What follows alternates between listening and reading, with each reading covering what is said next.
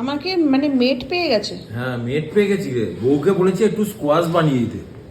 বউয়ের তো হাতে অনেক কাজ আছে না। ইয়ে কি করে দিল মৌসাম্বি গুলো? তো বউটা কি করছে সকাল থেকে? বসে আছে না টিভি দেখছে না মোবাইল দেখছে, কোনটা করছে? এটা টায়ার্ড হয়ে গেছে। এখন একটা কি বড় বস্তা একটা কি এসছে, তো তোর কি হয়েছে? আমাকে রোদ্দুরের মধ্যে আমি ওখান থেকে নিয়ে এলাম। কি পেয়েছিস, কুলি পেয়েছিস নাকি রে আমাকে?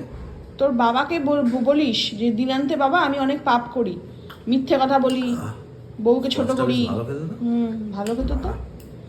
আমি একটার পর একটা কাজ করে যাচ্ছি, দেখছে সকাল থেকে যে মেয়েটা উঠে কি কি করছে, আমাকে বলছে স্কোয়াশ বানিয়ে দে। এত দূরে গাড়ি চালিয়ে গেলাম, গাড়ি চালিয়ে আবার তোকে সুরক্ষিতভাবে নিয়ে এলাম। ওটাই, ওখানেই শেষ তোর কাজ। তারপরে মেন কাজটা শুরু হলো আমার সকাল থেকে, ঘুম চোখ খুলে ওটাই ওই ঠাকুর পুজো করে এলাম। আমার ব্যথা হয়ে গেছে বুঝলি। হ্যাঁ, আর আমার তোকে দেখে না আমার মানে কি বলবো মাথা ব্যথা করে।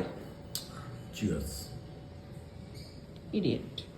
আবার লোকে বলবে ইডিয়েট বলো কেন? ইডিয়েটকে ইডিয়েট বলবো না তার কি বলবো? আর একটু বানা, আরেকবার বানা।